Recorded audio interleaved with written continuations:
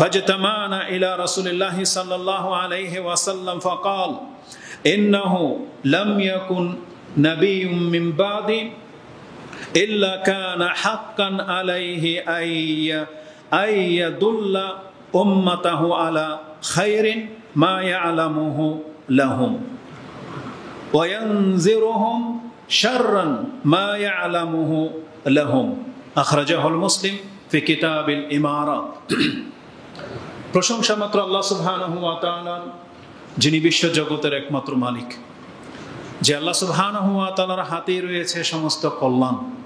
বিয়াদিকাল খায়র, যেমনটা আমরা দোয়ায় বলে থাকি, তার হাতেই সমস্ত কল্যাণ, এবং তিনি আমাদেরকে এই কল্যাণ হাসিলের জন্যই তার পক্ষ থেকে একটি কিতাব কোরআন নাজিল করেছেন, এবং তার পক্ষ থেকে একজন রাসূলও প্রেরণ করেছেন, যাতে করে আমরা সে কল্যাণকর পথ জানতে পারি।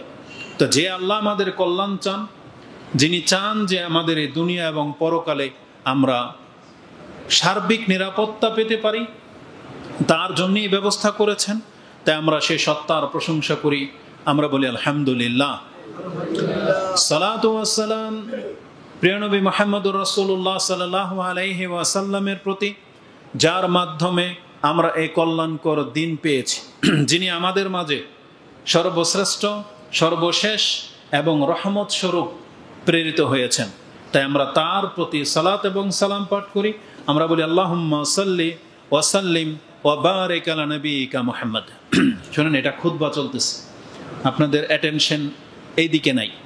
প্রত্যেক ব্যক্তি যারা মসজিদে আসছেন, বিশেষ করে এটা হচ্ছে জুমার দিন, এবং জুমার খুতবা চলাকালে কোনো রকমের ব্যস্ততা এখানে চলবে না। এটা আমাদের এই মানহাজগত বিষয়গুলো আমরা আপনাদেরকে বুঝাইতে পারিনি। ধর্মের ক্ষেত্রে নিজের চিন্তাকে, নিজের ব্যক্তিত্বকে প্রাধান্য দেওয়া এটা মোটেও কাম্য নয়। বিশেষ করে খুতবা চলা অবস্থায় কোনো ব্যক্তির কোনো ব্যস্ততা দেখাইতে পারবেন না। এখানে সরাসরি আপনার নজর থাকবে খতিবের দিকে, এবং মনোযোগ সহকারে আপনি কথা শুনতে হবে। যেখানে বলা হয়েছে যে আপনি বসে বসে খুতবা কি হচ্ছে আপনি গুরুত্ব দিবেন না, বসে বসে যদি তাসবিহ জপেন, তাহলে সেটা হবে আপনার জন্য লাগু মানে নিরর্থক কাজ, এমন কাজ যে কাজ করলে আজকের জুমার ফজিলত আপনি হারাবেন। আজকের জুমার ফজিলত কি ছিল? যে আপনি ঘর থেকে ওযু করে বের হয়ে মসজিদের উদ্দেশ্যে যে হেঁটে এসেছেন, এই প্রত্যেকটা কদমে আপনার কত নেকি রাখা ছিল, যে আপনি যদি এখন চুপ করে বসে মসজিদে যতটুকু পারতেন সালাত আদায় করতেন, খুতবা শুনতেন চুপ করে, সালাত আদায় করে নিলে আজকের মর্যাদা হলো যত কদম লেগেছে মসজিদে আসতে, তার এক কদমে 1 বছরের কিয়াম, 1 বছরের সিয়ামের নেকি আল্লাহ আপনার আমলনামায় দিয়ে দিত। এক কদমে, মানে একটা কদম ফেলছেন, 1 বছরের তাহাজ্জুদের নেকি। বিষয়টাকে আপনি কত হালকাভাবে নিয়েছেন, যে আপনি মসজিদে আসলে কথা বলবেন, ইশারা করবেন, ফোনে কথা বলবেন, কোনো দায়িত্ব পালন না, মোটেও না, অন্তত খুতবা চলা অবস্থায় না। এটা শুধু আমি না, যে কোনো খতিব এখানে দাঁড়াবে, এটা বাচ্চাও যদি খতিব হয়ে দাঁড়িয়ে যায়, তাহলে তাকে ইগনোর করা বা তাকে অসম্মান করা বা তাকে মূল্যায়ন না করা, এটা আপনার কোনো অধিকারে নেই। এই জন্য যখনই অন্তত খুতবা চলা অবস্থায় কেউ নিজের ব্যস্ততা দেখাবেন না, তাহলে আপনি আপনার মর্যাদা হারাবেন। খতিবের কোনো ক্ষয়ক্ষতি হবে না, মানে আপনি নিজের সম্মানটা হারাবেন। আল্লাহ আমাদেরকে বুঝার তৌফিক দান করুন, আমিন। আজকের খুতবায় আমি যে বিষয়টা আপনাদের কাছে নিয়ে এসেছি সেটা হলো, প্রত্যেকটা মানুষের উচিত নিজের কল্যাণ কিসে আছে সেটা দেখা, এবং কোন কোন কাজে কতটা কল্যাণ আছে এটা জানা। তার মানে স্বাভাবিক বিষয়, একজন মানুষ কে না চায় যে আমার ভালো হোক, কে না চায় এটা? তাহলে যে চায় যে আমার ভালো হোক, এটা তাকে চাইতে হবে।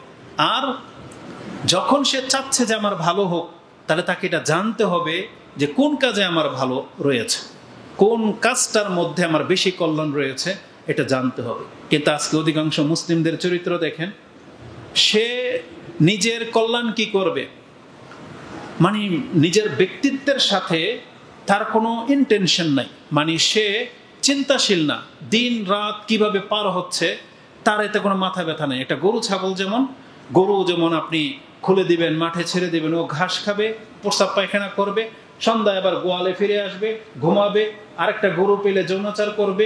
মানুষের চরিত্র হয়ে গেছে সে পশুর মতো।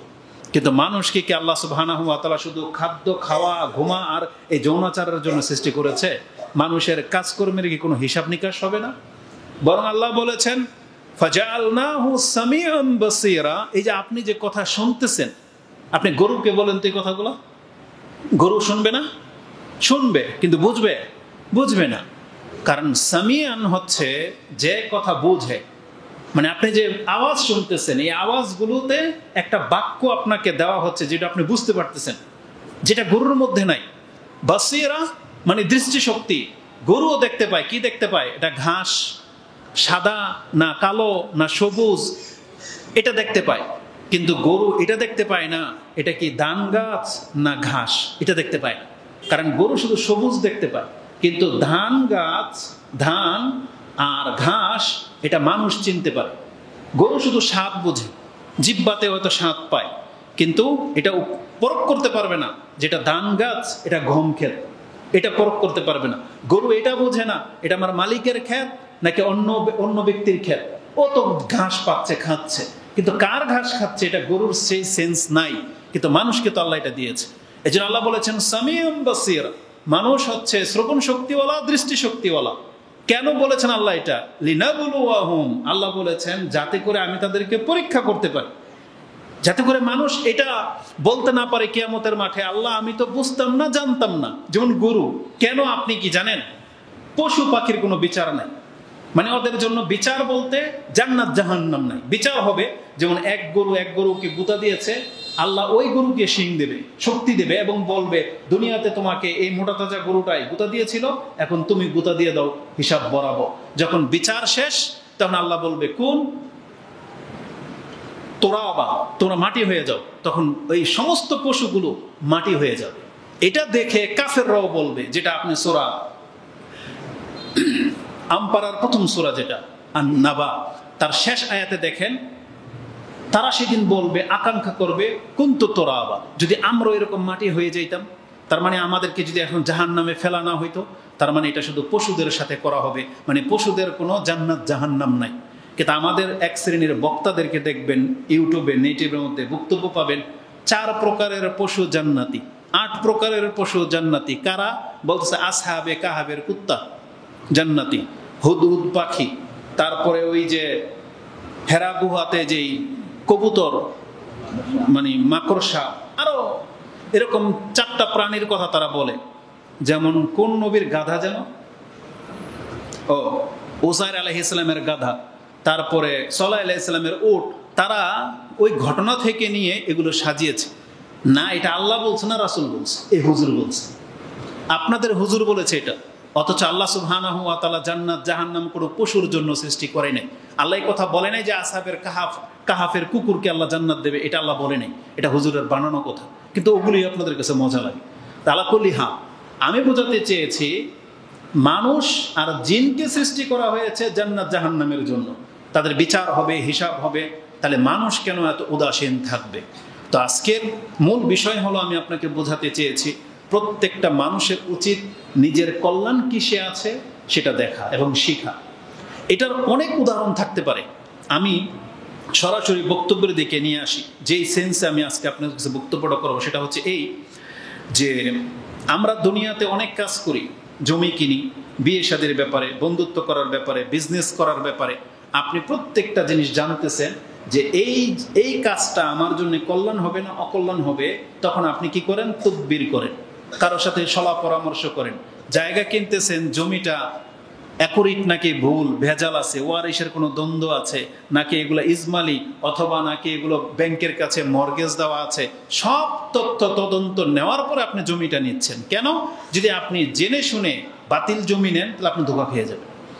বিয়ে শাদীর ক্ষেত্রে গিয়ে আপনি খোঁজ নেন যে মেয়ের বংশ কেমন, মেয়েটা কেমন। ছেলেকে খোঁজার জন্য ছেলের বায়োডাটা চেক করেন, ছেলের বংশ কেমন, ছেলে কি আরেকটা বিয়ে শাদী করছিল কিনা, নেশাগ্রস্ত কিনা, এগুলো জিজ্ঞেস করেন। কেন? কারণ ক্ষতি থেকে বাঁচার জন্য। তাহলে মানুষ দুনিয়ার ক্ষেত্রে এগুলো সব বোঝে যে আমার এই জায়গাতে লস লেগে যাওয়ার আশঙ্কা আছে, তাই সেজন্য সে কোনটা কল্যাণকর সেটা আগে সে যাচাই করে, খোঁজে, দেখে। আর নির্বোধ যারা, তারা এটা করে না, তাদের কাছে যখন একটা মেয়ে বোঝা হয়ে যায়, বিয়ে দিতে হবে, যার তার সাথে বিয়ে দিয়ে দিলেই হয়। যেমন ভাইয়েরা বলে, ভাইয়েরা অনেক সময় নিজের বোনকে পূজা মনে করে, কোনো তদন্ত ছাড়াই যার তার সাথে বিয়ে দিয়ে দেয়। মহিলাগুলা তদন্ত ছাড়াই যার তার সাথে ভেগে যাচ্ছে, এরা ক্ষতিগ্রস্ত হয়, এরা কোনোদিন সুফল পায় না। ঠিক আমি বুঝাতে চেয়েছি, দুনিয়াতে যারা যাচাই বাছাই করে কাজ করে তারা কল্যাণের মুখোমুখি হয় এবং অনেক ক্ষতি থেকে তারা বেঁচে যায়। আবার অনেক সময়ের উল্টাটাও হয়, যে সে জানে না বিদায় ক্ষতির সম্মুখীন হয়, সে ভেবেছে এটা করলে এটা হবে, কিন্তু দেখা যায় হিতে বিপরীত হয়। এটা অনেক সময় হয়।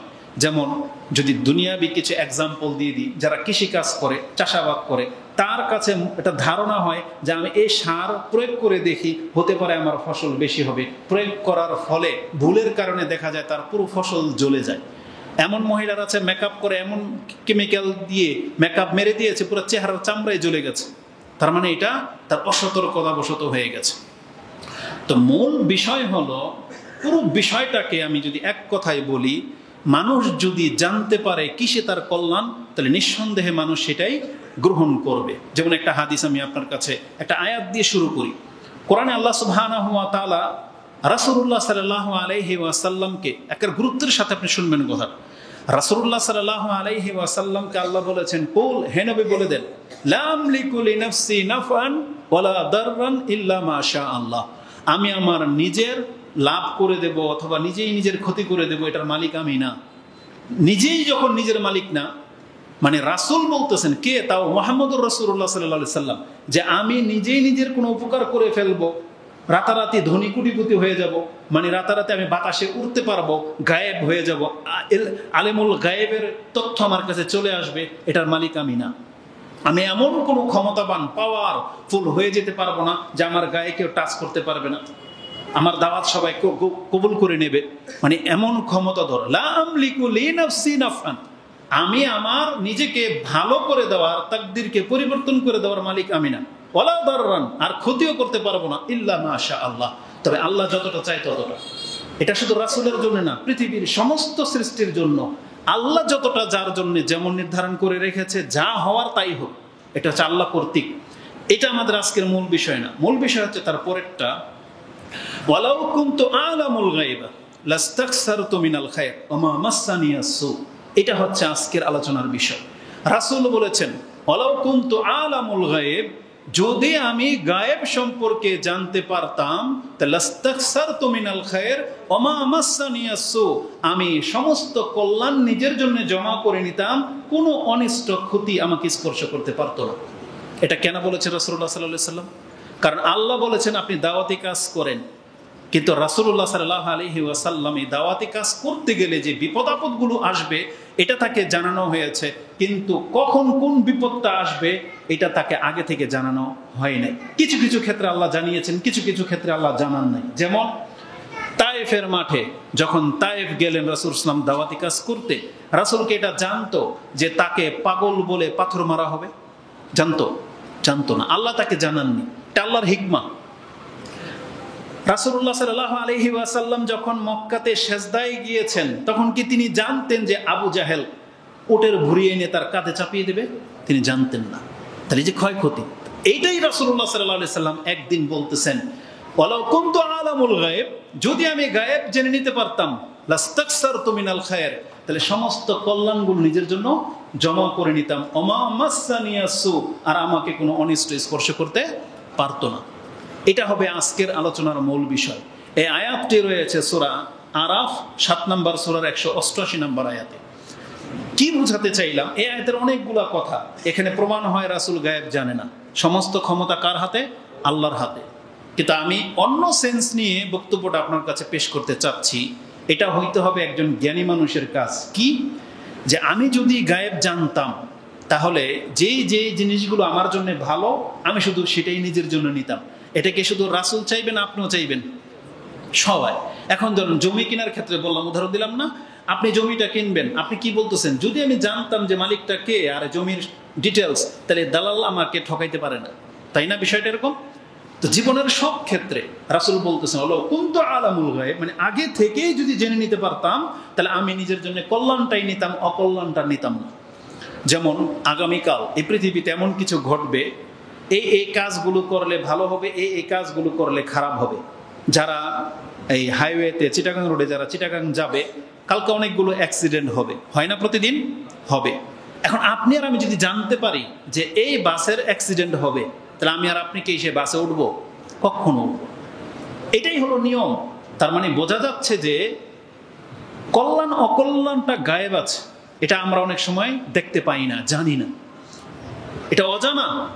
কিন্তু যেই ব্যক্তি জেনে নিতে পারবে, সে সেই কল্যাণটা হাসিল করতে পারবে, সেই ব্যক্তির কোনো ক্ষতি করতে পারবে না। যেমন আরো সহজ ভাষায় নিয়ে আসি, আপনি বাজারে গিয়েছেন মাছ কিনতে বা ফল কিনতে বা সবজি কিনতে, যেই ব্যক্তি টাটকা চিনে, যেমন মুরব্বীরা যারা চিনে, এরা লাউ দেখলেই বুঝতে পারে এটা কররা না বাত্তি, কিন্তু এই বাচ্চাকে পাঠান, পরে ঠকাই দেবে না? কেন? একই জিনিস, আপনি বাজারে গিয়েছেন, ও বাজারে গিয়েছে, ওকে বলছেন একটা লাউ নিয়ে আসো, ও বাত্তি একটা লাউ নিয়ে আসবে। কেন? কারণ ও জানে না। ও দেখবে কোনটা বড়, তাই না? দেখতে সুন্দর, কিন্তু ও জানে না যে কররা বা তাজা কিভাবে চেনা যায়। মাছ আনতে পাঠান, আপনি জানেন বিদায় কোন মাছটা নদীর আর কোন মাছটা চাষের, সেটা আপনি দেখলেই বুঝতে পারেন। কোনটা মেঘনার ইলিশ আর কোনটা সমুদ্রের বাটপারি ইলিশ, এটা আপনি দেখলে চিনতে পারেন। তাহলে আপনি যেন ঠকেন না। বিষয়টাকে আপনি ক্লিয়ার বুঝতে পারতেছেন? ফল কিনতে গেলেও তাই, যারা চিনে তারা জিতে যায়, তারা ঠকে না, তারা কল্যাণ নিয়ে আসে। আর যারা চিনে না তারা ঠকে যায়। তার মানে আমি বোঝাতে চাচ্ছি এটা মানুষের স্বভাব। মানুষ কখনো নিজের জন্য খারাপ কিছু চায় না, এই জন্য তার জ্ঞানকে সে কাজে লাগায়। তা রাসূল সাল্লাল্লাহু আলাইহি সাল্লাম এটাই বলেছেন, যদি আমি জানতাম কিসে আমার কল্যাণ আছে, তাহলে আমি সব কল্যাণগুলি নিয়ে নিতাম। এই আয়াত থেকে কোন দৃষ্টিভঙ্গি থেকে আজকে বক্তব্যটা করব, তাহলে বোঝা যাচ্ছে যে কিছু জিনিস আছে যেটা অজানা, আপনাকে জানতে হবে সেই কল্যাণ অকল্যাণটা কি, এটা আপনাকে জানতে হবে। কারণ আল্লাহ সুবহানাহু ওয়া তাআলা বহু বিষয় সম্পর্কে, গায়েবের বহু বিষয় সম্পর্কে আমাদেরকে জানিয়ে দিয়েছেন যে মানুষ, তুমি যদি এটা করো এটা তোমার জন্য কল্যাণ, আর তুমি যদি এটা না করো তাহলে এটা তোমার জন্য অকল্যাণ। এটা আল্লাহ জানিয়েছে। যে জিনিসগুলো জানা নাই সেই সম্পর্কে আমাদের কোনো ক্ষমতা নেই, আর যে জিনিসগুলো জানা সেগুলো থেকে আপনি যে মুখ ফিরিয়ে আছেন, এটাই হলো আজকের বক্তব্যের মূল বিষয়। তাহলে কোন দিকে আমি বক্তব্যটা নিয়ে যাব, সেটা হচ্ছে এই যে আল্লাহ যে একজন আছে, জান্নাত যে জাহান্নাম আছে, এটা একদিন অজানা ছিল, মানুষ জানতো না। আল্লাহ সুবহানাহু ওয়া তাআলা জানিয়েছেন যে তোমাদের রব একজন আছে, একটা ধর্ম আছে যেটা সত্য, সেটা হচ্ছে ইসলাম। এটা জানা ছিল না, আল্লাহ জানিয়েছেন।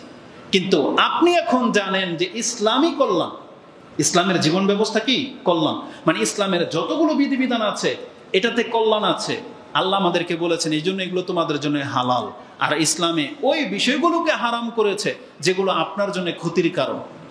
যেমন আল্লাহ সুবহানাহু ওয়া তাআলা কোরআনের একটা এক্সাম্পল দিয়ে বলেই দিয়েছেন, ওয়ায়াসআলুনাকা আনিল খামরি ওয়াল মাইসির কুল ফীহিমা ইসমুন কাবীরুন ওয়া মানাফিউ লিন-নাস ওয়া ইসমুহুমা আকবারু মিন নাফইহিমা। এটা আল্লাহ সুবহানাহু ওয়া তাআলা সূরা বাকারার আপনি 119 নম্বর আয়াতে পেয়ে যাবেন, 219 নম্বরে সূরা বাকারাতে পেয়ে যাবেন।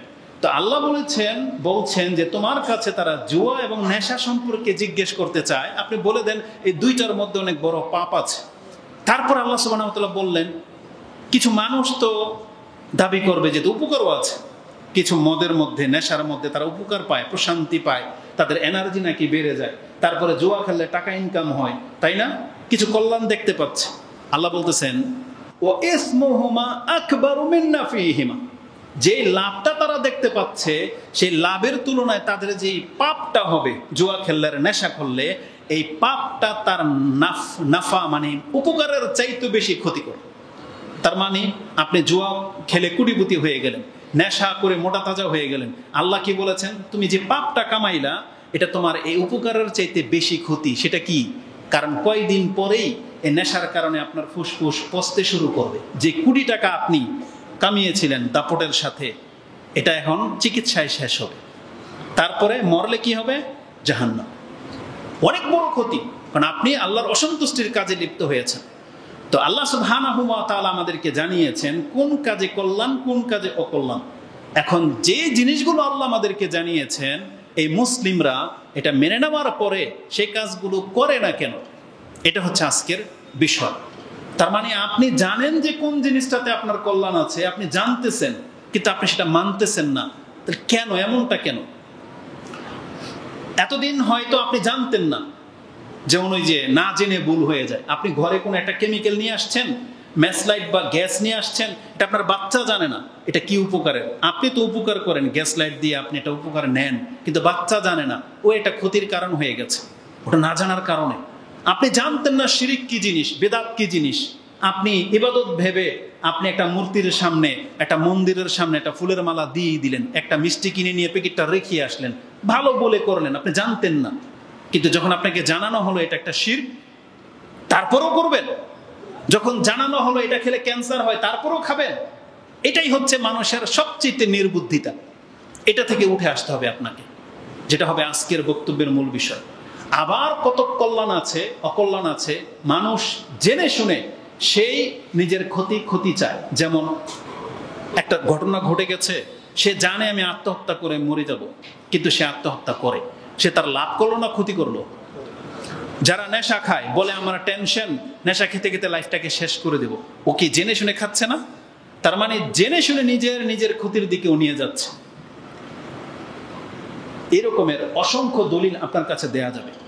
আপনি জেনে শুনে খারাপ ব্যক্তির সাথে যদি বন্ধুত্ব করেন, খারাপ দলগুলোর সাথে যদি আপনি জড়ান, আপনি জানেন যে ওরা খারাপ, কিন্তু কেন জড়ালেন? দুনিয়ার কোনো বেনিফিটের আশায়। কিন্তু এই খারাপই কিন্তু শুধু ওদের মধ্যে সীমাবদ্ধ থাকবে না, এই খারাপই আপনার মধ্যে আসবে, আপনার মধ্যে আসবে। এই জন্য আল্লাহ সুবহানাহু ওয়া তাআলা কোরআনে আমাদেরকে নিষেধ করে দিয়েছেন। আল্লাহ বলেছেন, ওয়ালা তুলকু বিআইদিকুম ইলা তাহালুকা, তোমরা নিজেদেরকে ধ্বংসের দিকে ঠেলে দিও না।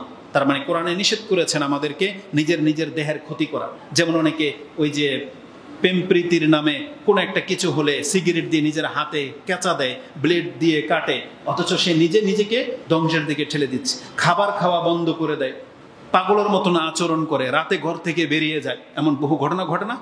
এতে কি হয়? সে নিজের ক্ষতি করলো, নিজের বাপ মার ক্ষতি করলো, সমাজের মান সম্মান ডুবালো। আল্লাহ বলছে, ওয়ালা তুলকু বিআইদিকুম ইলা তাহালুকা। এটা শুধু এই ক্ষেত্রে সীমাবদ্ধ না। মুসলিম আমরা যারা নিজেদেরকে বিপদের মধ্যে ঠেলে দিয়েছি, কিভাবে? এটার মূল তাফসীর দেখবেন, সেটা হচ্ছে জিহাদ করা ছেড়ে দিয়ে।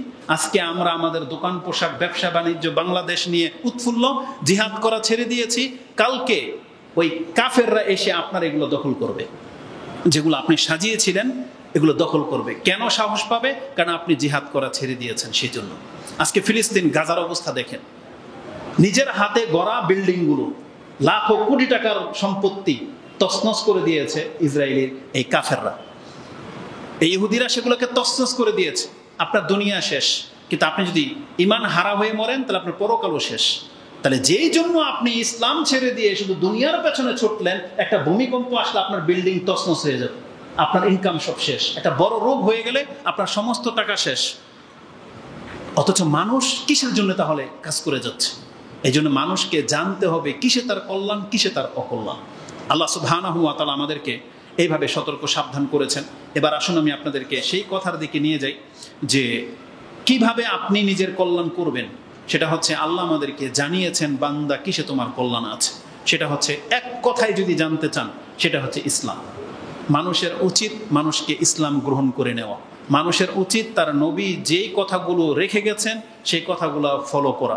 ইসলামে যেগুলো হালাল করেছেন সেই হালালগুলো বক্ষণ করা, যেগুলো হারাম করেছেন সেগুলো থেকে নিজেকে বাঁচানো। এটা মানুষের দায়িত্ব, কারণ এতেই মানুষের কল্যাণ রয়েছে। কিন্তু অধিকাংশ মানুষ এখান থেকে উদাসীন, মানে বেখবর। তো আল্লাহ সুবহানাহু ওয়া তাআলা কোরআন হাদিসে আমাদেরকে যেটা জানিয়েছেন, এবার আসুন আমি আপনাদেরকে সেই দিকে নিয়ে যাই যে কল্যাণ আর অকল্যাণটা কিভাবে আল্লাহ জানিয়েছে। প্রথমে একটা আয়াত পাঠ করেছিলাম, যে আয়াতটি আপনি পেয়ে যাবেন সূরা নিসা 4 নম্বর সূরা, আপনি 79 নম্বর আয়াতে পেয়ে যাবেন। কোরআনে আল্লাহ সুবহানাহু ওয়া তাআলা বলেছেন, হে নবী আপনি জানিয়ে দেন, মা আসাবাকা, এটা আল্লাহ রাসূলকে বলেছেন, মা আসাবাকা মিন হাসানাতিন ফামিনাল্লাহ। হে মানুষ, তুমি জেনে নাও তুমি যে কল্যাণ প্রাপ্ত হয়েছো এটা আল্লাহর পক্ষ থেকে। রাসূলকে বলেছেন মা আসাবা মিন হাসানাতিন, আপনি যত কল্যাণ পেয়েছেন ফামিনাল্লাহ, এটা আল্লাহর পক্ষ থেকে।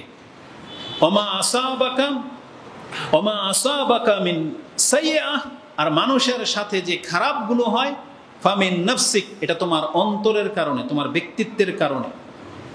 ওয়ারসালনাকা লিন-নাসি রাসূলান ওয়া কাফা বিল্লাহি শাহীদা। আল্লাহ বলেছেন আমি আপনাকে সমস্ত মানুষের জন্য রাসূল করে পাঠালাম, আর এই বিষয়ে আল্লাহ সাক্ষী হিসেবে যথেষ্ট। মানে আল্লাহ নিজেই সাক্ষী, কেউ মানুক আর না মানুক, আপনি যে রাসূল সমস্ত মানুষের জন্য, এটা মানুষ মানুক বা না মানুক, আমি আল্লাহই যথেষ্ট সাক্ষী হিসেবে। তার মানে আল্লাহ নিজে সাক্ষী দিয়ে দিয়েছেন মুহাম্মদুর রাসূলুল্লাহ সাল্লাল্লাহু আলাইহি ওয়াসাল্লাম হচ্ছেন আল্লাহর রাসূল। এখন আমাদেরকে কি করতে হবে? তার কথা মোতাবেক চলতে হবে। তাহলে আল্লাহ যে বলেছেন আমরা যে কল্যাণ প্রাপ্ত হই সেটা আল্লাহর পক্ষ থেকে, আর যে বিপদাপদগুলো আসে সেটা আমাদের কারণে। কেন বলেছেন আল্লাহ সুবহানাহু ওয়া তাআলা এই কথা? এটা ঠিক ওই আয়াতগুলোর ব্যাখ্যা করে যে আয়াতগুলোতে আল্লাহ সুবহানাহু ওয়া তাআলা বলেছেন ওমা আসাবাকুম মিন মুসিবাতিন ফাবিমা কাসাবাত আইদিকুম ওয়া ইয়াফু আন কাসীর। আল্লাহ বলেছেন এই পৃথিবীতে মানুষ যে ক্ষতির মধ্যে পড়ে, এই ক্ষতি যে নিজের নফসের কারণে, এটার কিভাবে হয়? যেমন আপনার একটা ভুল সিদ্ধান্তের কারণে, আপনার যাচাই বাছাই করে কাজ না করার কারণে যে ক্ষয়ক্ষতিগুলো হয় সেটা হয়, পাপের কারণে শাস্তি আসে। আর আল্লাহ সুবহানাহু ওয়া তাআলা বলেছেন মানুষ যদি পাপ না করতো তাহলে আল্লাহর পক্ষ থেকে যে নেয়ামত সেটা কোনোদিন বন্ধ হতো না, বরং আল্লাহ এটাকে আরো অঢেল ভাবে আপনাকে দিত। এই জন্য এটা যে আমাদের পাপের কারণে হয়, তার পরের অংশে আল্লাহ বলে দিয়েছেন ওয়ায়াফু আন কাসীর, যদিও আল্লাহ তোমাদের অনেক পাপকে নিজের পক্ষ থেকে ক্ষমা করেই যাচ্ছেন। তার মানে আমাদের জীবনের যে ঘাটতিগুলো, যে ক্ষতিগুলো হচ্ছে, এটা আমাদের অনেক বড় বড় পাপের কারণে হচ্ছে। যদিও সব পাপের কারণে যদি আল্লাহ আমাদেরকে শাস্তি দিতেন তাহলে এতদিন আমরা বেঁচে থাকতে পারতাম না, বরং আল্লাহ বলেছেন যেটা মারাত্মক পাপ এটার জন্য হয়তো তোমাকে মাঝে মাঝে ক্ষয়ক্ষতিতে আমি করে দিই, কিন্তু এছাড়া যে তোমার দ্বারা প্রতিনিয়ত যে পাপ হয়ে যাচ্ছে ওয়ায়াফু আন কাসীর, আল্লাহ সেগুলোকে ক্ষমার দৃষ্টিতে দেখতেছেন, না হলে বান্দা তুমি টিকে থাকতে পারতেন। তো আল্লাহ সুবহানাহু ওয়া তাআলা যে কল্যাণ আল্লাহর পক্ষ থেকে, যেমন ইসলাম, আমি আর আপনি জানতাম না যে ইসলাম বলে কোনো জিনিস আছে, কিন্তু এটা আল্লাহ আমাদেরকে জানিয়েছেন। আপনি আর আমি জানতাম না যে জান্নাত একটা জায়গা সৃষ্টি হয়ে রাখা হয়েছে, যারা ভালো কাজ করবে তাদের জন্য সেই জান্নাত, কিন্তু আল্লাহ সেটা আমাদেরকে জানিয়েছেন। তাহলে এই কল্যাণটা আল্লাহর পক্ষ থেকে। পৃথিবীতে মানুষ মানুষের গোলামি করত, কিন্তু আল্লাহ রাসূল পাঠিয়ে দিয়ে সেই গোলামিটাকে নাকচ করে দিয়েছেন, যে মানুষ মানুষের গোলামি করতে পারে না, বরং মানুষ গোলামি করবে তার যে স্রষ্টা এই মানুষকে সৃষ্টি করেছেন। মানে মানুষের গোলামি থেকে মুক্ত করে আল্লাহর গোলাম বানানোর জন্যই রাসূলরা পৃথিবীতে এসেছিলেন। এই জন্য যারা আল্লাহর কাজ করবে তারা আপনাকে কোনোদিন নিজের দিকে ডাকবে না, তারা আপনাকে আল্লাহর সাথে পরিচয় করিয়ে দিবে। পৃথিবীর কোনো পীর, কোনো হুজুর যদি সে আল্লাহকে বাদ দিয়ে নিজেকে ফেস করে যে আমার মরিদ হন বা আমার ধন্যা ধরেন, আমি আপনাদেরকে জান্নাত নিয়ে যাব, আল্লাহর কাছ থেকে জোর করে আপনাকে জাহান্নাম থেকে ছিনিয়ে আনবো, এগুলো প্রতারণা ছাড়া আর কিছু না। কারণ নবীরা কোনোদিন এই কাজটা করে নাই, বরং নবীদের দাওয়াত ছিল ইন্নাল্লাহা রাব্বি ওয়া রাব্বুকুম ফা'বুদু, আল্লাহ হচ্ছেন আমার এবং তোমাদের রব, তার ইবাদত করো, হাযা সিরাতুম মুস্তাকিম, এটাই হচ্ছে সঠিক পথ। তার মানে আল্লাহ যাদেরকে নবী রাসূল করে পাঠান বা যারা আল্লাহ ওয়ালা লোক, তারা কোনোদিন মানুষকে নিজের দিকে ডাকতে পারে না। তাদের কাজ হবে বান্দাকে আল্লাহর সাথে পরিচয় করে দেয়া। আল্লাহর বান্দাকে, যেমন আপনি আমি, পরিচয়টা কি? হয় আমি মাবুদ, না আমি বান্দা, আব্দ, দুইটার একটা। আপনাকে কোন চিন্তা নিয়ে বেঁচে থাকতে হবে? হয় আপনি আল্লাহ, না হলে আল্লাহর গোলাম। হয় আপনি রাজ্জাক, নাহলে রাজ্জাকের গোলাম। হয় আপনি হাইয়ুল কাইয়ুম, না হয় আপনি হাইয়ুল কাইয়ুমের গোলাম। হয় আপনি রহমান, না হয় রহমানের গোলাম। মানে আপনাকে এটা ভাবতে হবে। হয় আপনি আল্লাহর বান্দা হয়ে যান, না হয় নিজেই যেন আপনি নিজেকে আল্লাহ দাবি করতেছেন। মানুষের সাথে আপনার কথা বলার ক্ষেত্রে এমন ভাষায় কথা বলতে হবে একটা আল্লাহর বান্দা যেভাবে কথা বলে, কিন্তু আপনি কথা বলবেন এভাবে মনে হচ্ছে যে আপনি আল্লাহ। এটাই হচ্ছে পার্থক্য, মানে নমনীয়তা আল্লাহর বান্দার মধ্যে আর ব্যক্তির মধ্যে। যেই পীর দাবি করবে হক্কানি পীর, তার কথার মধ্যে আল্লাহর বন্দিগি থাকবে, মানে সে নিজেকে আল্লাহর বান্দা হিসেবে পেশ করবে নাকি সে নিজেকে আল্লাহ রূপে পেশ করবে, কোনটা? তার মানে যে কোনো না কোনো ভাবে নিজের ক্ষমতা তুলে ধরতে চাইবে, তার মানে সে মানুষকে নিজের গোলাম বানাতে চায়, সে এখন আল্লাহর গোলাম হয় নাই। কিন্তু যে নিজে আল্লাহর গোলাম, যে মানুষকে আল্লাহর গোলাম বানাতে চায়, সেই মূলত আল্লাহর বান্দা। কারণ আল্লাহর বান্দা কোনোদিন আল্লাহর রূপে পেশ হবে না। যেই ব্যক্তি অল্প বিদ্যা রাখে, মানে জানি না আমরা, সে কোনোদিন বলবেন আমি আল্লামা। কারণ আল্লামা হচ্ছেন আল্লাহ সুবহানাহু ওয়া তাআলা, যিনি হচ্ছেন মহাজ্ঞানী, যিনি হচ্ছেন আল্লামা দাহার বলা হয়। যেমন আমাদের হুজুরদের মানে লকাবে দেখবেন তারা এই ভাষাগুলো ব্যবহার করে, যে আল্লামাদ দাহার, আল্লামুল বাহার, মানে সমুদ্রের মতন জ্ঞান। সমুদ্রের মতন জ্ঞান কি পৃথিবীর কোনো মানুষের আছে? আর সমস্ত নবীদেরকে জড়ো করলেও সমুদ্রের মতন জ্ঞান হবে না। সমুদ্রের মতন জ্ঞান কার? একমাত্র আল্লাহর, শুধু বলে একমাত্র আল্লাহর। কেন? এটারও দলিল আছে, বুখারী মুসলিমে হাদিস আছে যে মুসা আলাইহিস সালাম এবং খাজির যখন সমুদ্র পাড়ি হচ্ছিলেন, তখন ওই পাখির একেবারে আগার মধ্যে একটা, নৌকার আগার মধ্যে একটা পাখি বসছিল, এবং সেখান থেকে সমুদ্র থেকে এক চুজ পিপাসা লাগছে, একটু পানি ঠোকর দিয়ে খেয়েছে। বলেন তো দেখি, পাখির ঠোকর কতটুকু পানি ধারণ করে? উট যেভাবে পানি খায়, পাখি কিভাবে পানি খায়? পাখি যতটা পানি খায় আপনি হয়তো আঙ্গুল দিয়ে তুললে সেই 2-3 ফোঁটা উঠাইতে পারবেন, তাই না? তার মানে পাখি পানি খেয়েছে মাত্র কয়েক ফোঁটা। এটা দেখে খাজির আলাইহিস সালাম মুসা আলাইহিস সালামকে বলেছেন, এই যে পাখি যতটুকু পানি খেলো সমুদ্র থেকে, এতটুকু হচ্ছে তোমার আর আমার জ্ঞান। আর এই সমুদ্রের মধ্যে যত পানি আছে, এই সমপরিমাণ জ্ঞান কার? আল্লাহর। চিন্তা করা যায়? তাহলে বিবেকবানদের কথাই অন্যরকম। নাকি সে বলবে আমি সবকিছু জানি, আল্লামা? না, এটা মোটেও কাম্য নয়। তা আলা কুল্লি হাল, আল মুহিম কথা হচ্ছে যে আমাদেরকে কল্যাণ কিসে আছে সেটা জানতে হবে, আর আল্লাহ আমাদেরকে সেটা জানিয়েছেন যে কল্যাণ কি। এবার আমি আপনাকে দেখাই, সেটা হচ্ছে যে কল্যাণ হচ্ছে আল্লাহর পক্ষ থেকে, যেটা আমি আপনাকে বললাম। সেটা হচ্ছে কি? যেমন আল্লাহ আমাদেরকে ক্ষমা করে থাকেন, আল্লাহ আমাদেরকে ইসলাম দিয়েছেন, আল্লাহ আমাদেরকে কোরআনের মধ্যে বরকত রেখেছেন, এগুলো আল্লাহর পক্ষ থেকে কল্যাণ। আল্লাহ আমাদেরকে হেফাজত করেন, আল্লাহ আমাদেরকে রিজিক দিয়ে যাচ্ছেন, আল্লাহ আমাদেরকে হিদায়াত দিয়েছেন, এগুলো হচ্ছে আল্লাহর পক্ষ থেকে কল্যাণ। আর মানুষ ক্ষতিগ্রস্ত হচ্ছেন এই কল্যাণ ছেড়ে দিয়ে। আপনি নিজের মতো করে চলতেছেন, যেটা আল্লাহ হারাম করেছে, হালাল হারাম আপনি বাঁচেন না, আপনি হারামও খেয়ে যাচ্ছেন, তাহলে আপনি নিজেকে অকল্যাণের দিকে নিয়ে যাচ্ছেন। আল্লাহ সুবহানাহু ওয়া তাআলা যেমন এটা বলেছেন, যে হাদিসটি বলেছিলাম যে কল্যাণ এবং অকল্যাণ যে আল্লাহ জানিয়েছে, তার আরেকটা প্রমাণ হলো এই হাদিস, যেটা ইমাম মুসলিম কোট করেছেন কিতাবুল ইমারাত 34 নম্বর অধ্যায়, হাদিস হচ্ছে 4670। তাতে রাসূলুল্লাহ সাল্লাল্লাহু আলাইহি ওয়াসাল্লাম, একটা লম্বা হাদিস, তার প্রথম টুকরা হচ্ছে এই। আব্দুল্লাহ ইবনে আমর ইবনে আস তিনি বলতেছেন, আমরা কোনো একটা সফরে ছিলাম, তারপরে এক জায়গায় নামলাম, রাসূল আমাদেরকে নামাজের জন্য জমা হতে বললেন, আমরা জমা হলাম। তখন রাসূলুল্লাহ সাল্লাল্লাহু আলাইহি ওয়াসাল্লাম যে খুতবা দিয়েছেন বা আমাদেরকে যেটা জানিয়েছেন, তার একটা কথা ছিল এই, যে ইন্নাহু লাম ইয়াকুন নাবিয়্যুন ক্বাবলি ইল্লা কানা হাক্কান আলাইহি আইয়াদুল্লা উম্মাতাহু আলা খায়রিন মা ইয়ালামুহু লাহুম ওয়া ইউনজিরাহুম শাররা মা ইয়ালামুহু লাহুম। রাসূল বলেছেন, আমার পূর্বে এমন কোন নবী নাই পৃথিবীতে যারা আসছে যে তাদের এটা দায়িত্ব ছিল না। তাদের উপর এটা দায়িত্ব ছিল যে সে তার উম্মতের জন্য যেটা কল্যাণকর এটা বলে দেওয়া, আর তার উম্মতের জন্য যেটা অকল্যাণকর সেটা সে জেনেছে এটা তাকে বলে দেওয়া। মানে কি? প্রত্যেকটা নবী সে যখন জেনেছে যে আমার উম্মতের জন্য এই এই কাজগুলো কল্যাণকর, তখন আল্লাহ বলেছেন, হে নবী, এটা তোমার দায়িত্ব, তুমি এই কথাটা তোমার উম্মতকে জানিয়ে দাও। আর নবীকে জানানো হয়েছে এটা অকল্যাণকর, আর আল্লাহ নবীকে বলেছে এটা তোমার দায়িত্ব, তোমার উম্মতের জন্য এই জিনিসটা অকল্যাণকর, তাদেরকে জানিয়ে দাও।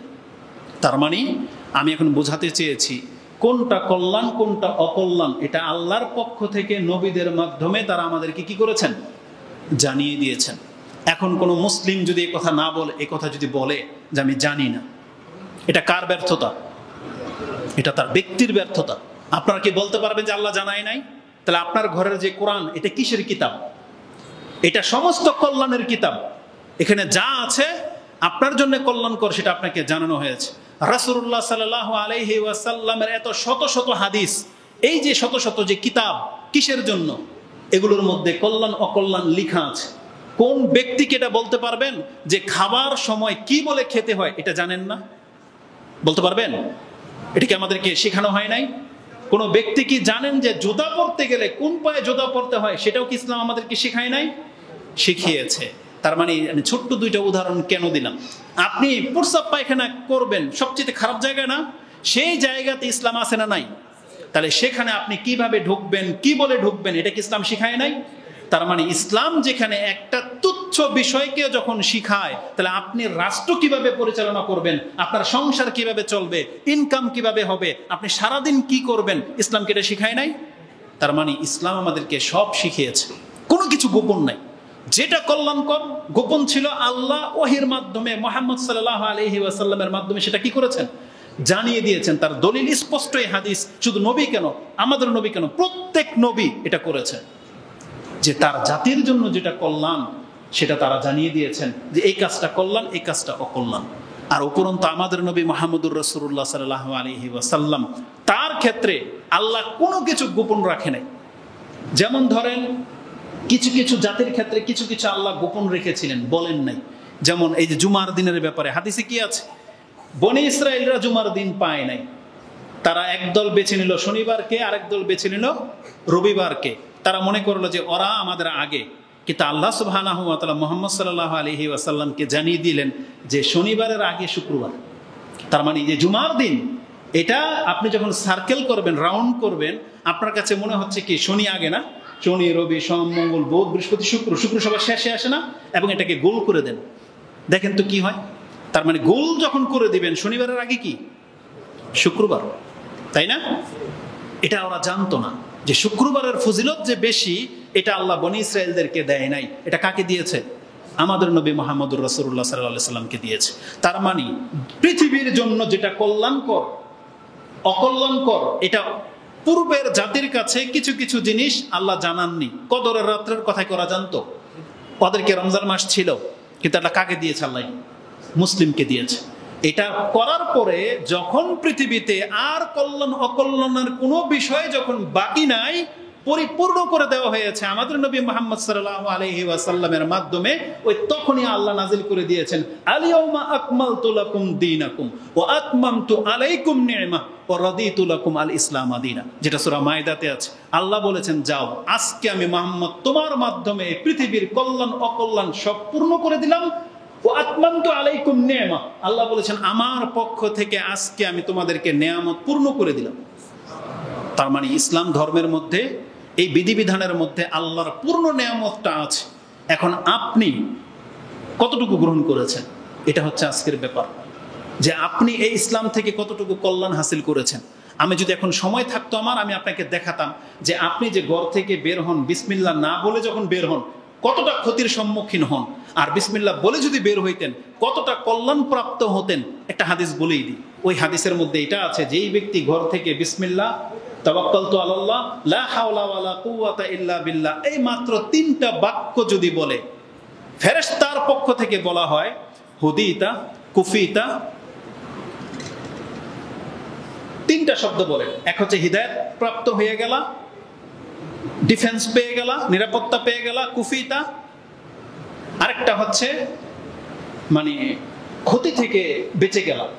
শয়তানও তখন আরেক শয়তানকে বলে কাইফা বিমান, এই ব্যক্তির সাথে এখন তুমি কিভাবে পারবা, যে ব্যক্তি হুদিয়া কুফিয়া, ওই শব্দটাই মনে পড়তেছে না, 3টা ভাষা বলেছিল।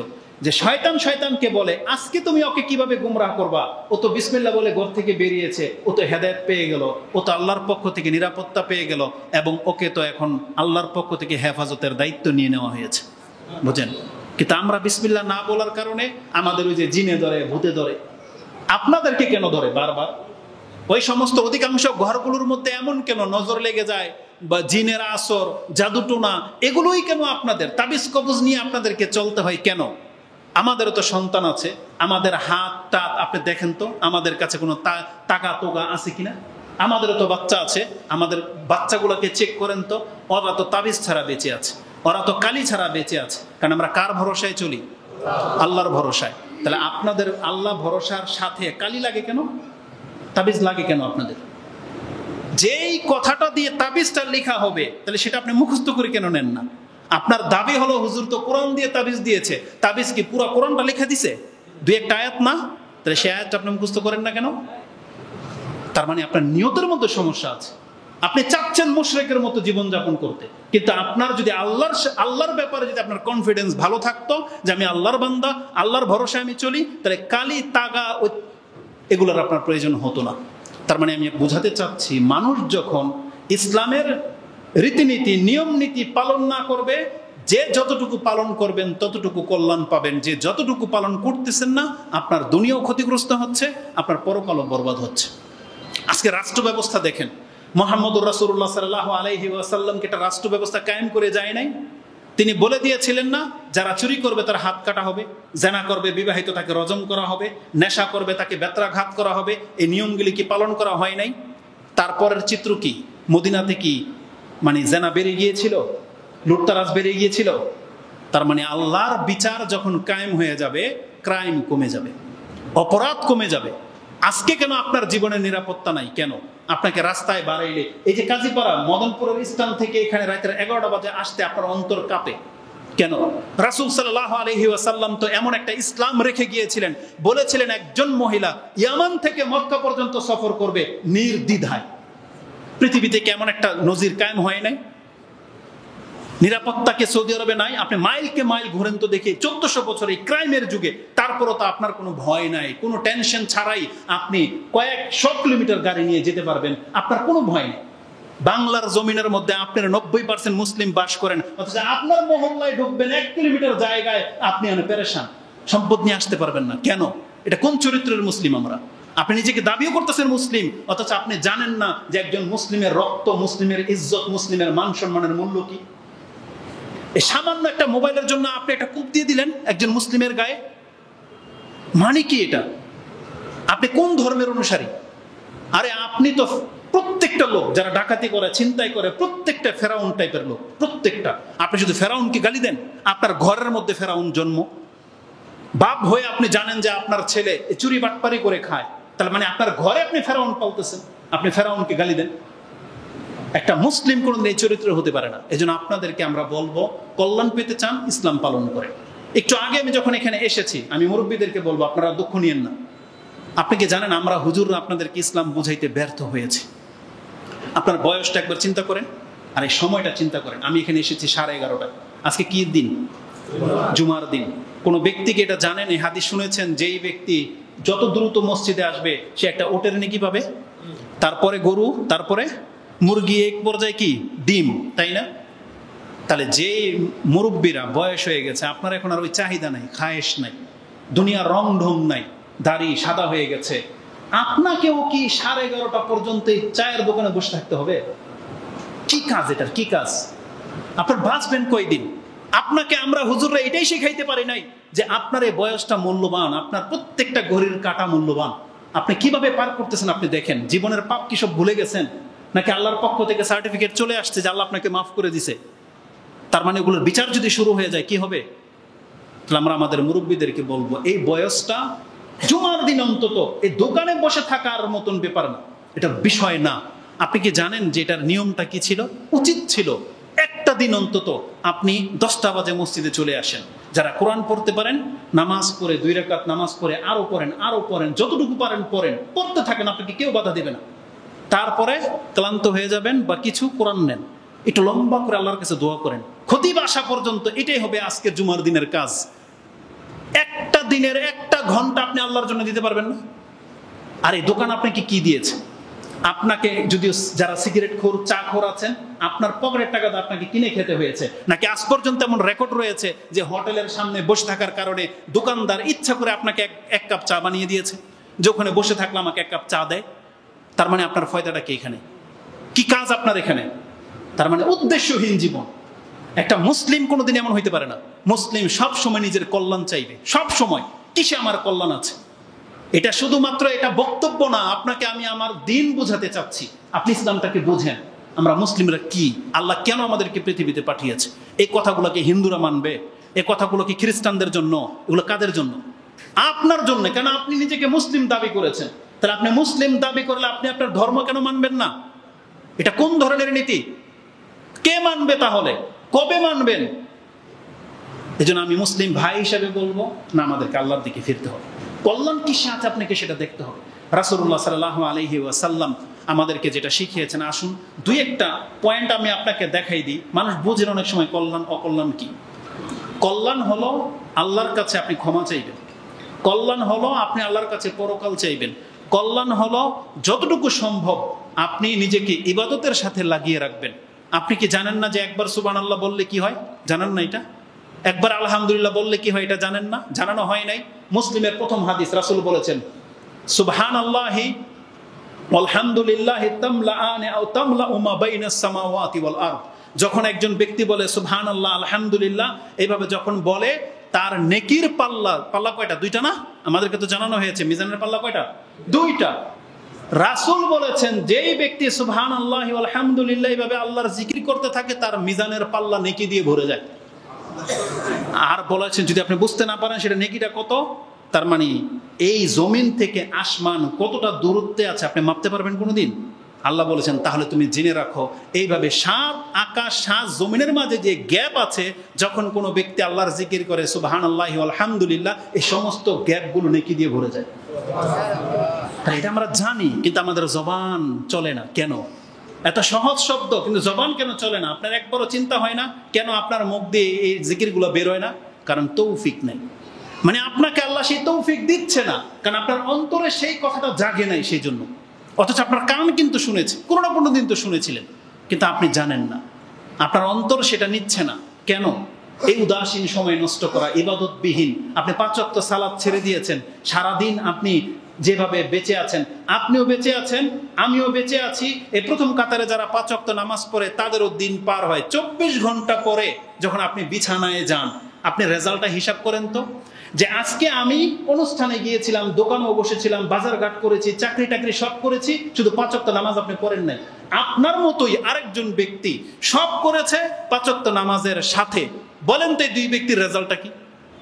একজন মুসলিম হয়ে আল্লাহর সামনে শুয়েছে, একজন অমুসলিমের মতো আল্লাহর কাছে শুয়ে আছে। মরলে কি হবে রেজাল্ট? এই 5 ওয়াক্ত নামাজ আপনার উপরে এত বড় বোঝা হয়ে গেল, যেটা আপনার নাজাতের সাবাব, যেটা আপনার পরিচয়, যে আমি 5 ওয়াক্ত নামাজ পড়ি মানে আমি মুসলিম। এই কথাটা কেন আপনি বুঝবেন না?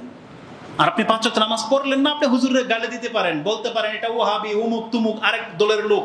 আপনি কান খাড়া করে শুনে রাখেন, আপনার হুজুরের এত বড় ক্ষমতা নাই এই কথাকে উল্টিয়ে দিবে। যেই ব্যক্তি নামাজ আদায় করে না, ইসলামে তার কোনো অংশ নাই। আর এই ফতোয়া আমাদের হুজুর দেয় নাই, এই ফতোয়া দিয়েছে ওমর রাদিয়াল্লাহু তাআলা আনহু।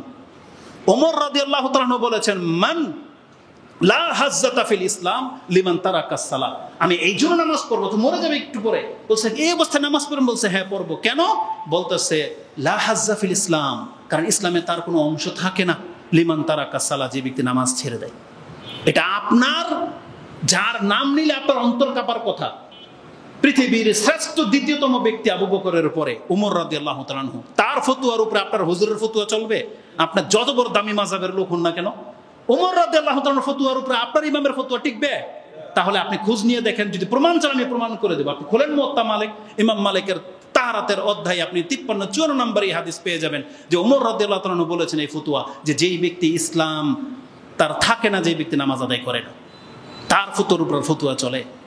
কিন্তু আপনাদের চলে, কারণ আপনাদের হুজুররা তো ওই যে মরার পরে কয়েকদিনের খাবে, কি খাবে যেন, 40 আনা কাফারা খাবে, তাই না? আপনি পয়সাওয়ালা হলে 10,000 দিয়ে দিলেন, অল্প পয়সা হলে 5,000 1400 টাকা দিয়ে আপনি নামাজকে মাফ করাই নিলেন। আপনার দুনিয়াও শেষ, পরকালও শেষ। দুনিয়া শেষ হলো হুজুর টাকা খাইলো, আর পরকাল তো বাদই, কারণ আপনাকে তো মাফ করবেন আল্লাহ 14,000 টাকার বিনিময়। এটা হুজুরদের ধান্দা। নাহলে প্রমাণ করতে বলেন কোথায় আছে নামাজের কাফারা লাগে, কোথায় আছে প্রমাণ করতে বলেন। আরে যেখানে আমরা বলেছিলাম যে ফজরের 2 রাকাত সুন্নতের মূল্য হচ্ছে পুরো পৃথিবীর সমস্ত সম্পদ এক পাল্লায় রেখে দিলে ফজরের 2 রাকাত নামাজের মূল্য চুকবে না, আর সেখানে আপনি ফরজ নামাজের কাফারা আদায় করেন। আর বিদ্যাও নাই, বুদ্ধিও নাই, লজ্জাও নাই এদের। আর তাদের কথা অনুযায়ী আপনারা সালাত আদায় করা ছেড়ে দিয়েছেন, এটা মোটেও কাম্য না। অবশ্যই আপনার কল্যাণ, আপনার ইসলামের দিকে ফিরে আসেন। আসুন আমি আপনাকে 2-1টা কল্যাণ দেখাই। আল্লাহ সুবহানাহু ওয়া তাআলা কোরআনে একটা আয়াতে বলেছেন, মানুষ সবসময় নিজের কল্যাণ চায়, কিন্তু কল্যাণ চাইতে চাইতে আবার অকল্যাণও চেয়ে ফেলে। কি? ওয়ায়াদুল ইনসানু বিশ-শাররি দুআআহু বিল খায়র ওয়া কানাল ইনসানু আজুলা। যেটা আপনি সূরা বনী ইসরাইল 17 নম্বর সূরার 11-12 এই আয়াতগুলো পড়েন, তাতে পেয়ে যাবেন। আল্লাহ বলেছেন মানুষ সবাই নিজের কল্যাণ চায়, কিন্তু এর স্বভাব হলো কল্যাণ চাইতে গিয়ে সে অকল্যাণ চেয়ে ফেলে। কারণটা আল্লাহ বলে দিয়েছেন। সেটা কিভাবে হয়? যে তাড়াহুড়া করা। মানে আপনি আল্লাহর কাছে একটা দোয়া করেছেন, চাচ্ছেন এটা হোক, কিন্তু কোনো জবাব আসছে না। আপনার কাছে মনে হচ্ছে যে আল্লাহ হয়তো শুনে নেয়, আর আল্লাহ হয়তো আমার ডাক শুনবেও না। তখন আপনি সিদ্ধান্ত নিয়ে নিলেন, দূর যা হয় হোক, করে ফেললেন। অথচ আপনার উচিত ছিল যে আল্লাহকে যখন ডেকেছেন ডাকতে থাকেন, অপেক্ষা করেন। এটা বিশেষ করে কাদের জন্য? ধরেন বিয়ে শাদীর ক্ষেত্রে সন্তান হয় না তাদের জন্য এটা এক্সাম্পল ফিট হবে বেশি। আপনি বিয়ে করেছেন 5 বছর হয়ে গেছে, ডেকেছেন হয়তো আল্লাহকে 5 বছরই ডেকেছেন, তারপরে কেউ কান পড়া দিলেও তোর আল্লাহ তোর ডাকে শুনবে না বা তোর ডাকে আল্লাহ শুনবে, তে যা একটু মাজারে গিয়ে একটা খাসি মুরগ জব করে দিয়ে আপনি গেলেন। এই যে তাড়াহুড়া, এটা হচ্ছে তাড়াহুড়া। কেন তাড়াহুড়া? যে হুজুর 5 বছর ডেকেছি তাও তাড়াহুড়া। হ্যাঁ তাড়াহুড়া, কারণ ইব্রাহিম আলাইহিস সালামের সন্তান হয় নাই কত বছরে? 80, 100 বছর ধরে নেন। জাকারিয়া আলাইহিস সালাম 80, ধরেন 80 বছর, 80 বছর তার সন্তান হয় নাই, কিন্তু প্রমাণ করতে পারবেন তারা অধৈর্য হয়ে গিয়েছিল, তারা আল্লাহকে ডাকা ছেড়ে দিয়েছে। আরে জাকারিয়া আলাইহিস সালাম তো জীবনের শেষ সময় একবারে 80 বছরে বলতেছে, রব্বি তুমি আমাকে নিঃস্ব করে ছেড়ে দিও না, আমাকে তুমি ওয়ারিস দান করো। তার মানে শেষ বছরে এসে বলতেছে এই কথা। তার মানে বোঝা যাচ্ছে যে 80 বছর পর্যন্ত ডাকতেই আছে আল্লাহকে। তারপর আল্লাহ শুনেছেন কি শুনেন নাই? শুনেছেন। কিন্তু আমরা মুসলিমরা তাড়াহুড়া করব, সিদ্ধান্ত খুব দ্রুত নিয়ে ফেলি। আরেকটা পয়েন্ট বলি, তাড়াহুড়া মানেটা কি? তাড়াহুড়া মানে হচ্ছে নগদ নগদ চাওয়া। যেমন আপনি আল্লাহর ইবাদত করতেছেন, আজকে নামাজে আসছেন, ইচ্ছা মতো আল্লাহকে বলবেন, আল্লাহ আজকে তো নামাজ পড়ছে, আল্লাহ তুমি আমার দুনিয়াতে এত টাকার মালিক বানাই দাও, এতটা সম্পত্তির মালিক বানাই দাও, আমার পোলাকে আল্লাহ তুমি এই চাকরিটা মিলাই দাও, এই সেই। এগুলো কি? সব দুনিয়া। এগুলো কি? দুনিয়া। আল্লাহ বলেছেন ফামিনান নাসি মান ইয়াকুলু রাব্বানা আতিনা ফিদ দুনিয়া, যেই ব্যক্তিরা বলে যে আল্লাহ তুমি আমাকে দুনিয়া দাও, আল্লাহ বলেছেন ওমা লাহু ফিল আখিরাতি মিন খালাক। এটা আপনি সূরা বাকারার 200 নম্বরে পেয়ে যাবেন যে আল্লাহ বলেছেন মানুষের মধ্য থেকে বহু মানুষ আছে যারা আল্লাহর কাছে নগদ নগদ চায়। তার মানে তারা যা কিছু আছে সব দুনিয়ার ক্ষেত্রে দুনিয়া চায়। জানেন এটা কত মারাত্মক ব্যাপার? কেন আল্লাহ আমাদেরকে এটা শিখিয়েছেন? কেন আল্লাহ বলেছেন যে তুমি আমার কাছে দুনিয়া চাইও না? বরং আল্লাহ সুবহানাহু ওয়া তাআলা সূরা হুদ 11 নম্বর সূরার মধ্যে আপনি পেয়ে যাবেন 15 এবং 16, বনি ইসরাইল আপনি পেয়ে যাবেন 19, 20, 21 এই আয়াতগুলো পড়েন। তাতে আল্লাহ কি আছে? একটা আয়াত মনে এখানে আমি নোট করেছি, যেটা আমি আপনাকে দেখালাম। কি বলেছেন? মান কানা ইউরিদুল আজিলাতা আজ্জালনা লাহু ফিহা মা নাশাউ লিমান নুরিদ সুম্মা জাআলনা লাহু জাহান্নামা ইয়াসলাহা মাযমুমান মাদহুরা। আল্লাহ বলেছেন মান কানা ইউরিদুল আজিলাতা আজ্জালনাহা, যেই ব্যক্তি আমার কাছ থেকে শুধু নগদ নগদ চায়, আমি যদি তাকে নগদ দিয়ে দিই, রেজাল্ট কি? তাকে আমি জাহান্নামে লাঞ্ছিত করে ছেড়ে দেব। আজকে পুরো পৃথিবীর কাফেররা শুধু দুনিয়া নিয়ে বেঁচে আছে, ওরা পরকাল চায় না। কিন্তু মুসলিমদের কি করা উচিত ছিল? মুসলিমদের আল্লাহর কাছে পরকাল চাওয়া উচিত ছিল। উম্মে সালামা রাদিয়াল্লাহু তাআলা আনহা তিনি দোয়ায় বলতেছেন আল্লাহুম্মা মাত্তিনা বিজাওজি রাসূলিল্লাহি সাল্লাল্লাহু আলাইহি ওয়াসাল্লাম ওয়া বিআবি সুফিয়ান ওয়া বিআখি মুআবিয়া। আল্লাহ তুমি আমাকে এতটা বয়স দান করো যাতে আমি রাসূলের পুরো জীবনটা পাই, আমার বাবা আবু সুফিয়ানের পুরো জীবনটা পাই, এমনকি আমার ভাই মুআবিয়ার পুরো জীবনটা যেন আমি পাই। কেন? কারণ তারা প্রত্যেকে লিডার ছিলেন, যাতে সেই শান শৌকতের সাথে বেশি দিন বেঁচে থাকতে পারে। রাসূল বললেন সুবহানাল্লাহ, তুমি এমন কিছু চাইলা যেটা আল্লাহ তো আগেই অগ্রিম লিখে দিয়েছে যে তোমার বয়স কত হবে, কত ডুব পানি তুমি খাইবা, কত শান শৌকতের সাথে বেঁচে থাকবা, এটাকে আল্লাহ আগে লিখে দেয় নাই? আপনারা তো জানেন যে আপনার এক ডুব পানি বাকি থাকতে কি আপনার মৃত্যু আসবে না। তাহলে রিজিক তো আল্লাহ আপনাকে আগেই লিখে দিয়েছেন।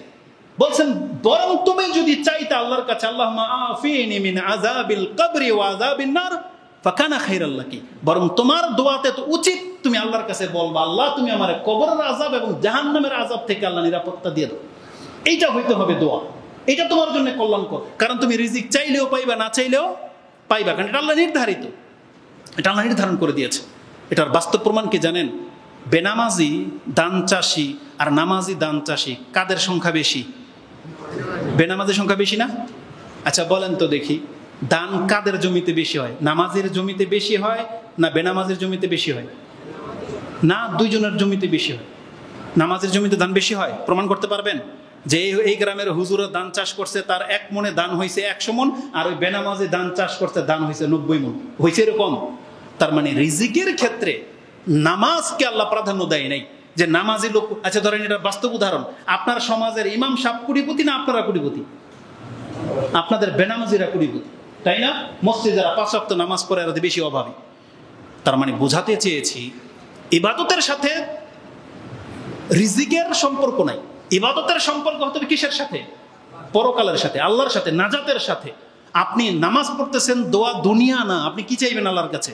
পরকাল চাইবেন। মানে আমরা বেঁচে আছি কেন, আলহামদুলিল্লাহ কেন বলি, লা ইলাহা ইল্লাল্লাহ কেন বলি, এটা কি দুনিয়ার সম্পদের দোয়া নাকি জাহান্নাম থেকে মুক্তির দোয়া? তার মানে প্রত্যেকটা মুসলিমকে ইবাদত করতে হবে আল্লাহর নাজাতের জন্য, আল্লাহর কাছে জান্নাতের জন্য। আমার বক্তব্য করে দেব, সংক্ষিপ্ত করে দেব। দোয়া শিক্ষা দিয়েছেন কিভাবে আপনি আল্লাহর কাছে কল্যাণ চাইবেন। এই দোয়া, সেই দোয়াটি মুসনাদে ইবনে মাজাতে রয়েছে।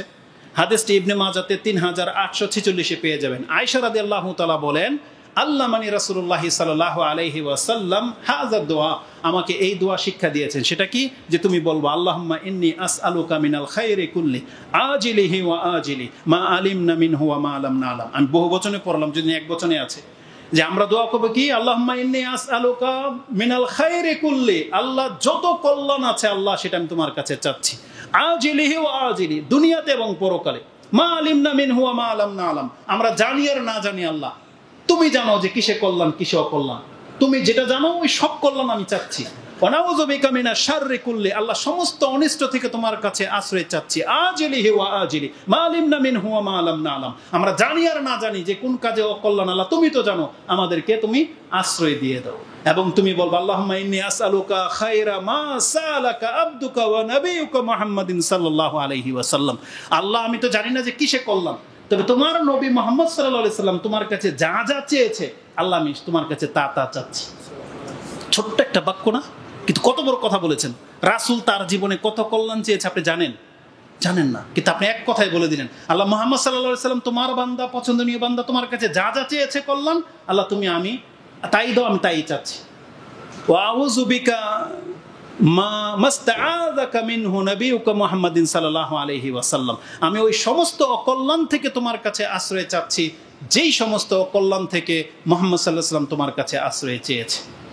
আর সর্বশেষ যে কথাটা সুবহানাল্লাহ, এর মধ্যে আছে আল্লাহুম্মা ইন্নী আসআলুকাল জান্নাতুল ফিরদাউস ওয়া মা কাররাবা ইলাইহা মিন কাউলিন ওয়া আমাল ওয়া আউযু বিকা মিনান নারি ওয়া মা কাররাবা ইলাইহা মিন কাউলিন ওয়া আমাল, আল্লাহ আমি তোমার কাছে জান্নাত চাচ্ছি আর যে কাজ করলে কথা বললে জান্নাত পাওয়া যায় সেটা আমাকে দিয়ে করাও। আর আমি তোমার কাছে জাহান্নাম থেকে আশ্রয় চাচ্ছি, যেই কথা বললে যেই কাজ করে ফেললে জাহান্নামে যেতে হয় ওই কথা ওই কাজ থেকে আল্লাহ তুমি আমাকে ফিরাও। এটা কত বড় দোয়া। এবং সর্বশেষ আপনি আল্লাহর কাছে দোয়া করবেন, আপনি বলবেন ওয়া আসআলুকা আন তাজআলা কুল্লা কাদাইন কাদাইতাহু লি খায়রা, আল্লাহ তুমি আমার তাকদীরে যা কিছু লিখেছো আমি সেই তাকদীরের শুধু ভালো জিনিসগুলো তোমার কাছে চাচ্ছি। তার মানে আমার তাকদীরের অকল্যাণগুলো যেন আমাকে স্পর্শ করতে না পারে, আল্লাহ তুমি আমার তাকদীরের ভালোগুলোকেই বহাল রাখো, খারাপগুলোকে আল্লাহ তুমি মিটিয়ে দাও। সুবহানাল্লাহ, এটা হচ্ছে দোয়া। তাহলে আমাদেরকে কি করতে হবে? আল্লাহর কাছে চাইতে হবে। আপনি কল্যাণ চাইবেন, আর প্রত্যেকটা মানুষ যখন জানবেন আপনাকে জানানো হবে এটা কল্যাণ এটাও কল্যাণ, আপনি সেটা মেনে চলার চেষ্টা করেন। এটা রোগীর ক্ষেত্রেও ডাক্তার যেটা বলবে আপনার কল্যাণ এটা, আপনি এটা করেন, ওটা খায়েন না, এটা খাইলে আপনার সমস্যা, খায়েন না, জিহ্বাকে একটু কন্ট্রোল করেন। তারপরে হুজুররা যখন আপনাকে বলতেছে সুদের সাথে জড়ায়েন না, ঋণ করে বাড়ি করার দরকার নাই, আপনি হুজুরের কথাটা মেনে নেন, কারণ আপনি মনে করতেছেন দূর হুজুরের কথার আর কি মূল্য আছে। তাহলে এখানে কি রাসূল এসে কথা বলবে? কে কথা বলবে এখানে? হয় আমি আজকে বলেছি আপনার সন্তান যখন হুজুর হবে উই না বলবে, তাহলে কোরআন হাদিস কে বলবে? আর এই হুজুরই বলবে। কিন্তু আপনি যদি এর কথাটা মূল্যায়ন না করেন, তাহলে কার কথাটাকে অমূল্যায়ন করলে আপনি বলেন তো? মূলত আপনি হুজুরের কথাকে অমূল্যায়ন করেন নাই, আপনি আপনার রাসূলের এবং আপনার রবের কথাকে অমূল্যায়ন করেছেন। কেন? কারণ হুজুর কি নিজের কথাটা বলছে? সুদ হারাম, এটা কি হুজুরের ফতোয়া? কার ফতোয়া? আল্লাহ সুবহানাহু ওয়া তাআলা বলেছেন সুদ হারাম। তাহলে কোরআন হাদিস থেকে যেটা কখন হুজুর বলবে, এই হুজুরদের কথা মেনে নেওয়া ছাড়া আপনার কিন্তু আর পথ নাই। কিন্তু ওই হুজুরদের কথা আপনি অ্যাভয়েড করবেন যাদের কথায় কোনো দলিল থাকে না, যাদের কথা সাপ ব্যাং কিচ্ছা হরিণের কিচ্ছা থাকে, এদের কথার কোনো দলিল নেই। যারা মিলাদুন নবী পালন করেছে বিনা দলিলে, বলছে দলিল লাগে না, দলিল ছাড়া ইবাদত চলে না, আপনি জেনে নেন। দলিল ছাড়া আপনি রাসূল সাল্লাল্লাহু আলাইহি ওয়াসাল্লামের ভালোবাসা প্রদর্শন করবেন, চলবে না। আচ্ছা বলেন তো দেখি, আপনি ভালোবাসেন বলতেছেন স্ত্রীকে, মাকে, বোনকে, মেয়েকে, আপনার স্ত্রীকে যেভাবে আপনি চুমা দেন আপনার মেয়েকে ওইভাবে দিবেন? আপনি বলতেছেন না তোমার কাছে কৈফিয়ত দিতে হবে না, আমি আমার মেয়েকে ভালোবাসি, এটা ভালোবাসার প্রমাণ, মানবে সমাজ। তাহলে ভালোবাসারও প্রমাণ লাগে। আপনি যখন বলবেন আমি রাসূলকে ভালোবাসি, তাহলে কি নিজের মতো করে ভালোবাসবেন? না, এটা ভালোবাসা না। আপনি টুপি পরা পছন্দ করেন, তাই বলে কি লুঙ্গি খুইলা মাথায় দিবেন? প্রত্যেকটা জিনিসের একটা মাপ রেখা আছে। আল্লাহকে ভালোবাসারও মাপ রেখা আছে। আপনার বাপ মাকে, পীরকে, হুজুরকে ভালোবাসবেন, তারও একটা কি মাপ রেখা আছে। এজন্য জানতে হবে। আপনি গোরামি করবেন না, রাগ করলে রাগ করতে পারেন। আপনার ধর্ম শিক্ষা নেওয়া ছাড়া আপনার কোনো গতি নেই। এজন্য আপনার বয়স যারা হয়ে গেছে আপনি হ্যাঁ হয়ে যান না। আজ থেকেও আপনি চাইলে আপনি হচ্ছেন আবু বকরের মর্যাদা, এটা নিয়ে নেন এইভাবে। আপনি হামজা রাদিয়াল্লাহু তাআলার মর্যাদার, আব্দুল ইবনে আপনি আব্বাস রাদিয়াল্লাহু তাআলার মর্যাদার, কারণ এই বয়সে তারা ইসলাম গ্রহণ করেছিল না। তাহলে আপনি সেই বয়সের, তাহলে আপনি কেন আব্বাস হইতে পারবেন না? আপনি কেন আবু বকর হইতে চাচ্ছেন না? আপনি কেন হামজা হইতে চাচ্ছেন না? কেন? এটা কি শুধু হলে ওদের জন্য কোরআন নাজিল হয়েছে? না, এটা আপনার জন্য হয়েছে। এজন্য আমি আমার জন্য এবং আমাদের মুসলিম ভাইদের জন্য দোয়া করি, আল্লাহ তুমি আমাদেরকে কবুল করো। আকুলু লিকাউলি হাযা আস্তাগফিরুল্লাহ লি ওয়া লাকুম ওয়া লিসাইরিল মুসলিমিন ফাস্তাগফিরু ইন্নাহু হুয়াল গফুরুর রহিম।